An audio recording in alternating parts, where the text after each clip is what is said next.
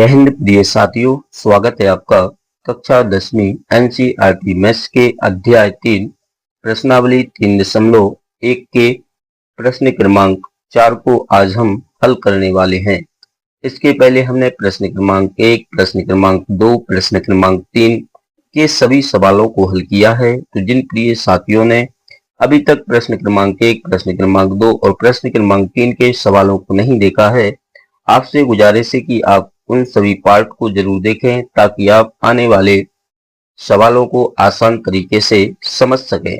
तो आइए हम इस क्वेश्चन की शुरुआत करते हैं। तो हमारा क्वेश्चन कहता है कि निम्न रेखिक समीकरणों की युग्मों में से कौन से युग्म संगत, कौन से युग्म असंगत है। यदि संगत है तो ग्राफीय विधि से हल कीजिए। अर्थात हमारे क्वेश्चन का सारांश निकलता है कि दिए गए समीकरण को पहले यह देखना है कि यह संगत है या असंगत है। यदि संगत होता है तो हमें उसके मान निकालने होंगे। यदि दिए गए समीकरण असंगत हैं तब हमें मान नहीं निकालना है। तो आइए सबसे पहले हम प्रथम क्वेश्चन को लिख लेते हैं। तो यहाँ पर हमारा फर्स्ट क्वेश्चन दिया है कि दिए गए रेखिक समीकरण के युग्म। तो युग्म क्या दिए हैं, x प्लस वाई बराबर 5, 2x प्लस 2y बराबर 10। क्योंकि आपको याद रखना है कि हमारा दो चर वाला रेखिक समीकरण बराबर में शून्य लिए रहता है, तो हमें सबसे पहले इसको भी इसी फॉर्म में बना लेना है। तो कैसे बनाएंगे, तो यहाँ पर हम लिखने वाले हैं कि x प्लस वाई और यह बराबर का 5 बराबर के साइड आएगा तो माइनस का 5 हो जाएगा और बराबर में हमें शून्य प्राप्त होगा। इसी तरीके से हम दूसरे समीकरण को भी बना लेंगे। तो क्या लिखेंगे, 2x प्लस 2y और यह जो 10 से बराबर के साइड आएगा तो माइनस का 10 हो जाएगा बराबर 0। तो इस तरीके से हमें इसको फर्स्ट समीकरण नाम देना है और इसको हमें सेकंड समीकरण नाम देना है। देख सकते हैं कि हमने दिए गए समीकरण को व्यापक समीकरण मीन्स दो चर वाले रेखिक समीकरण के रूप में लिख लिया। अब आपको मालूम होना चाहिए कि हमें संगत और असंगत सिद्ध करने के लिए या बताने के लिए हमें a1, a2, b1, b2 के मान ज्ञात करना है। तो इसके लिए हम क्या करते थे, तो इसके लिए हम समीकरण 1 व 2 की तुलना व्यापक समीकरण से करते हैं। तब हमें a1, b1 और c1 के मान प्राप्त हो जाते हैं। क्योंकि सवाल काफी बड़ा हो सकता है, इसलिए आपको कोशिश करना है कि आप डायरेक्ट ही a1, a2, b1, b2 के मान निकालेंगे। तो यहाँ पर हम क्या लिखने वाले हैं, तो आपको यहाँ पर लिखना है, यहाँ यदि आपको तुलना करने में किसी प्रकार की समस्या जाती है तो आपको इसके पहले वाले वीडियो का अध्ययन करना है। तो यहाँ पर हम देख सकते हैं कि 1 वाले समीकरण की तुलना 1 वाले से होगी। यहाँ पर आप देख सकते हैं x का गुणांक कुछ नहीं है तो क्या होगा, आगे 1 होगा। इसी तरीके से y का गुणांक क्या होगा, 1 होगा और अचर पद हमारा कितना होगा, माइनस का 5 होगा। तो हम यहाँ पर डायरेक्ट लिखने वाले हैं कि a1 बराबर कितना हो जाएगा, 1 और b1 बराबर भी कितना हो जाएगा, 1। यहाँ देखिए a1x, तो x से x कट जाएगा तो यहाँ पर a1 का मान 1 होगा। इसी तरीके से y से y भी कट जाएगा तो b1 का मान भी 1 प्राप्त होगा। इसी तरीके से आप c1 की तुलना करेंगे तो c1 का मान क्या है, यहाँ पर ऋणात्मक है, तो इसलिए यहाँ पर हमें ऋण का 5 प्राप्त हो जाएगा। अब हम बात करते हैं a2 की। तो 2 वाले समीकरण की तुलना 2 से करेंगे तो देखिए a2 का मान क्या हो जाएगा, 2 हो जाएगा। b2 का मान भी कितना हो जाएगा, 2 हो जाएगा। और c2 की बात करें तो c2 का मान हमारा माइनस का 10 हो जाएगा। अब क्या करना है, तो अब यहाँ पर हमें a1 बटे a2, b1 बटे b2 के मान निकाल लेना है। तो यहाँ पर a1 बटे a2 का मान क्या हो जाएगा, दिस इम्प्लाइज a1 बटे a2। तो a1 बटे a2 का मान 1 बटे 2 हो जाएगा। इसी तरीके से अगर हम बात करें b1 बटे b2 की तो इसका भी मान क्या हो जाएगा, 1 बटे 2। एंड हम बात करेंगे c1 बटे c2। तो c1 बटे c2 का मान कितना होगा, तो यहाँ पर लिखा है कि -5 बटे -10। इसको हम काट लेंगे तो माइनस से माइनस कट जाएगा और 5 एकम 5 और 5 दूनी 10। तो यहाँ पर क्या प्राप्त हुआ, तो यहाँ पर हम देख सकते हैं कि A1 बटे A2 बराबर है B1 बटे B2 के, बराबर है C1 बटे C2 के। क्यों बराबर है, तो यहाँ पर A1 बटे A2 का मान भी 1/2 है और B1 बटे B2 का मान भी 1/2 है और C1 बटे C2 का मान भी 1/2 है। तब हमें कहना पड़ेगा क्योंकि 1/2 बराबर है 1/2 के, बराबर है 1/2 के। तो अब यहाँ पर आपको देखना है कि केस नंबर सेकंड में यदि A1 बटे A2, B1 बटे B2 और C1 बटे C2 के मान आपस में बराबर होते हैं तो निकाय का अनंत अनेक हल होगा, रेखाएं हमारी समपाती होंगी और रैखिक समीकरण के युग्म कैसे होंगे, संगत होंगे। तो यहाँ पर हमें इसी चीज को लिख देना है कि ये अतः रैखिक समीकरण के युग्म कैसे होंगे, संगत होंगे तथा रेखाएं कैसी होंगी, समपाती है। तो हमें क्वेश्चन में संगत और असंगत प्राप्त होने के बाद हमसे कहा गया था कि यदि निकाय का हल संगत होता है तो ग्राफीय विधि से हमें हल करना है और हल करने के बाद क्या करना होगा, तो x और y के मान निकालना है। तो चूंकि हमें दिए गए समीकरण का संगत हल प्राप्त हुआ है इसलिए हमें ग्राफीय विधि से हल करना होगा और असंगत होता तो आपको नहीं करना होता। तो आइए अब हम क्या करने वाले हैं, तो यहाँ पर हम लिखेंगे समीकरण 1 से। तो समीकरण 1 क्या दिया है, तो यहाँ पर आप देख सकते हैं समीकरण 1 की बात करें तो क्या दिया है, x प्लस वाई माइनस 5 बराबर 0, या फिर इसे भी देख सकते क्या दिया है, x प्लस वाई बराबर 5। तो इस तरीके से हम समीकरण को यहाँ लिख लेंगे। तो हमारा समीकरण क्या है, x प्लस वाई माइनस 5 बराबर 0। अब इस समीकरण की सहायता से हम y का मान निकालने वाले हैं। तो y बराबर क्या हो जाएगा, तो यह 5 जो हमारा धन का ऋण का है बराबर के साइड जाएगा तो काय का हो जाएगा, प्लस का। अब यहाँ पर x हमारा प्लस का है तो बराबर के साइड जाएगा तो काय का हो जाएगा, माइनस का हो जाएगा। तो यहाँ पर हमें समीकरण 1 की सहायता से y का मान 5 माइनस x प्राप्त हुआ। अब इसके लिए आपको एक तालिका बना लेनी है। तो हमने यहाँ पर समीकरण 1 के लिए एक तालिका का निर्माण कर लिया। अब यहाँ पर याद रखना कि हमने सबसे पहले यहाँ पर x लिखा और यहाँ पर y लिखा। x के मान को हम भुज कहते हैं और y के मान को हम कोटि कहते हैं। अब यहाँ पर आपको याद रखना है कि x के मान को हमें मन से रखना है। दिए गए समीकरण में x के मान को हमें मन से रखना है और y का मान हमें प्राप्त हो जाएगा।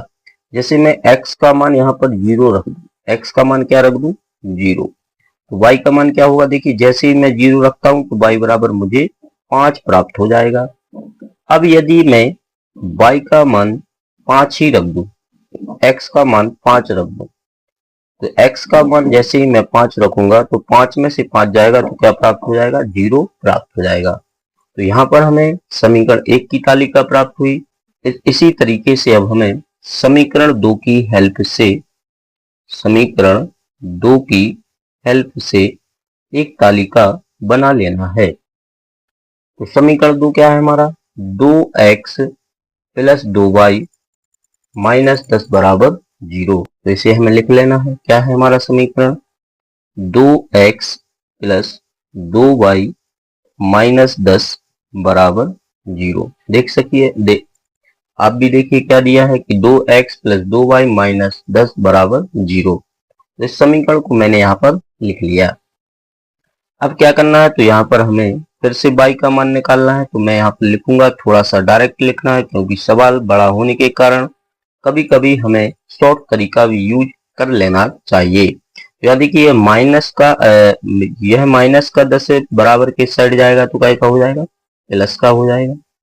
अब यहाँ पर देखिए हमें चूंकि y का मान निकालना है तो x वाले पद को हमें बराबर के साइड ले जाना है, तो प्लस का है तो ये माइनस का क्या हो जाएगा, 2x हो जाएगा। अब यहाँ पर देख सकते हैं कि y के साथ गुणांक में 2 है, तो y के साथ गुणांक में होने के कारण यह हमारा बराबर के साइड भाग में चला जाता है। तो इस तरीके से हमें y का मान क्या प्राप्त हुआ कि y बराबर 10 माइनस 2x प्लस 2। अब इसके लिए भी हमें एक तालिका बना लेनी है। तो यहाँ पर हमने समीकरण 2 के लिए भी तालिका बना ली। तो पहले वाले में हमें x लिख देना है और x अक्ष को हम क्या बोलते हैं, भुज, और y के निर्देशांक को क्या बोलते हैं, कोटि। तो अब यहाँ पर फिर से हमें x के मानों को मन से रखना है और y के मान हमें इस समीकरण में रखने पर प्राप्त हो जाएगा। तो अब हम क्या मान रखें ताकि हमें छोटे छोटे मान प्राप्त हो, तो हम x का मान 0 रखते हैं। 10 में से 0 जाएगा तो 10 बचेगा और 2 से भाग देंगे तो कितना आएगा, 5। तो यहाँ पर हमें छोटा मान मिल जाएगा। तो x का मान मैंने क्या रखा, 0।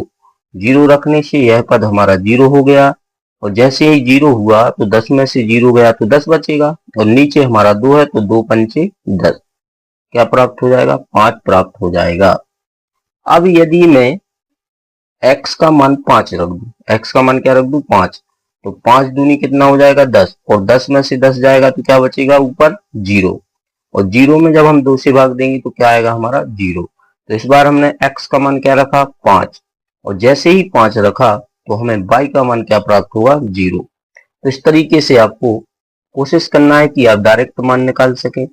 अब हमें ग्राफ की रचना कर लेनी है। तो हेडिंग बनाएंगे हम यहाँ पर ग्राफ क्या है। तो यहाँ पर आपको इस तरीके से एक ग्राफ खींच लेना है। तो यहाँ पर आप देख सकते हैं कि यह हमारी पृथ्वी के समांतर रेखा होती है जिसे हम x अक्ष कहते हैं, और यह हमारी पृथ्वी के ऊर्ध्वाधर चलने वाली रेखा होती है जिसे हम y अक्ष कहते हैं। अब चूंकि आप दोनों तालिकाओं में देख सकते हैं कि यहाँ पर हमारे x तथा y के मान धनात्मक है, यहाँ पर भी हमारे x तथा y के मान धनात्मक है, इसलिए मैंने y अक्ष और x अक्ष के धनात्मक अक्षों को लिया है, क्योंकि हमें ऋणात्मक अक्षों की सहायता नहीं लेनी होगी। तो यहाँ पर आप देख सकते हैं कि यहाँ पर x का मान भी सबसे बड़ा 5 है और y का मान भी सबसे बड़ा 5 है। इसी तरीके से इस तालिका में भी x का मान सबसे बड़ा 5 है और y का मान भी सबसे बड़ा 5 है। तो मैंने यहाँ पर x अक्ष को भी कहाँ तक लिया, 5 तक, और y अक्ष को भी मैंने कहाँ तक लिया, 5 तक।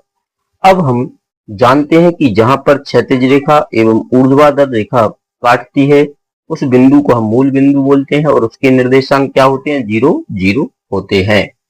अब यहाँ पर हमें दिए गए तालिका में निर्देशांक को इस ग्राफ पर दर्शाना है। तो यहाँ पर देख सकते हैं कि x का मान हमें क्या चाहिए, 0, तो 0 हमारा यहाँ पर प्राप्त होगा, और y का मान क्या चाहिए, 5। तो देखिए x अक्ष पर तो हमें यहाँ पर 0 मिलेगा, किंतु y का मान 5 चाहिए, तो हमें इसी रास्ते से होते हुए y अक्ष पर 5 को देखना है। तो यहाँ पर जो हमें पॉइंट मिला, इस पॉइंट का नाम हो गया, क्या नाम हो गया बताइए, 0 और 5। तो यहाँ पर हमें 0 और 5 प्राप्त हुआ। अब हमें पुनः देखना है कि x का मान 5 चाहिए, तो x अक्ष पर, तो x अक्ष पर यह हमारा 5 हो गया। अब y का मान क्या चाहिए, 0, तो यहां से हम आएंगे तो यहाँ पर 0 हो जाएगा। तो हम देख सकते हैं कि x अक्ष पर हमें यहाँ पर कौन सा पॉइंट प्राप्त हो गया, 5 और 0। x का मान क्या हो गया, 5, और y का मान क्या हो गया, 0। अब दिए गए पॉइंटों को हमें स्केल की सहायता से आपस में मिला देना है। तो इस तरीके से मैंने दिए गए दोनों पॉइंटों को आपस में मिला दिया। अब यह देखना है कि दी गई रेखा हमारी किस समीकरण की है। तो यह जो रेखा है समीकरण 1 की है। तो आप चाहें तो ऐसे तीर का निशान लगा के आप इस रेखा को यहाँ पर लिख सकते हैं, x प्लस वाई माइनस 5 बराबर 0। तो इस समीकरण की यह रेखा हो जाएगी। अब हम समीकरण 2 की सहायता लेते हैं। तो समीकरण 2 में x का मान क्या चाहिए 0, तो 0 हो गया। y का मान क्या चाहिए 5, तो हम फिर से यहां से आगे बढ़ते बढ़ते बढ़ते जाएंगे तो हम इसी पॉइंट पर पहुंच जाएंगे। तो हमें 0 और 5 इसी पॉइंट पर मिला, तो हमें दूसरा पॉइंट लिखने की कोई जरूरत नहीं है। अब हमें चाहिए 5 और 0, तो यहाँ देखिए x अक्ष पर 5, तो x अक्ष पर 5 यहाँ मिला, और y अक्ष पर क्या चाहिए 0, तो यहां से चलेंगे तो यहाँ पर हमारा 0 मिलेगा। तो इस तरीके से दूसरा पॉइंट भी हमें पहले पॉइंट पर ही मिलता है। तब हम इसी पॉइंट से होकर एक और रेखा खींचने वाले हैं। तो हम इस तरीके से एक और रेखा खींच लेंगे जो इसी के ऊपर से सीधी निकल जाएगी। तो यहाँ पर हमने एक तीर का निशान लगाया और आपको समझाने की कोशिश की है कि पहली रेखा के ऊपर से ही हमारी दूसरी रेखा जा रही है, और दूसरी रेखा क्या है हमारी 2x प्लस 2y माइनस 10 बराबर 0। तो यहाँ पर क्या प्राप्त हुआ, तो यहाँ पर आपको देख लेना है कि निकाय का अनंतय अनेकल हुआ। निकाय का कौन सा हल हुआ, अनंतय अनेकल। क्योंकि जब a1 बटे a2 होता है, b1 बटे b2 और c1 बटे c2 होता है, तो रेखाएं कैसी हैं, संपाती, और निकाय का संगत हल है। अब रेखाएं जब संपाती हैं, संपाती का अर्थ होता है कि रेखाएं एक दूसरे के ऊपर होती हैं, और जब रेखाएं एक दूसरे के ऊपर से गुजरेंगी या एक दूसरे के ऊपर चलेंगी, तो एक रेखा पर अनंत बिंदु होते हैं और दूसरी रेखा पर भी अनंत बिंदु होते हैं। तो अनंत बिंदु एक दूसरे से अनंत बार टकराते हैं, इसलिए हम कह सकते हैं कि यहां पर निकाय का क्या कह देंगे, यहां पर निकाय का कौन सा होगा, अनंतः अनेक हल प्राप्त होता है। तो यहां पर हमने क्या बता दिया कि जब अनंत बिंदु पर दोनों रेखाएं टकराएंगी तो निकाय का अनंत अनेक हल प्राप्त होगा, और अनंत हल निकालना पॉसिबल नहीं है, इसलिए केवल आपको इतना ही लिख देना है। तो इस तरीके से आपको इस क्वेश्चन को हल कर लेना है। आप चाहें तो इसका स्क्रीनशॉट भी ले सकते हैं। तो पहला स्क्रीनशॉट लेने की आप कोशिश करें, इसके बाद आपको दूसरा स्क्रीनशॉट भी लेना है। अब आप इसका दूसरा स्क्रीनशॉट भी ले सकते हैं, और फिर आगे आप इसका तीसरा स्क्रीनशॉट भी ले सकते हैं। तो इसी तरीके से आपको परीक्षा में लिख देना है एवं अपने नोट्स को कंप्लीट कर लेना है। तो इसी के साथ प्रिय साथियों, जय हिंद, जय भारत, खुश रहें, मुस्कुराते रहें, और वीडियो अच्छा लगे तो लाइक, शेयर और सब्सक्राइब जरूर करें। Thank you, all of you.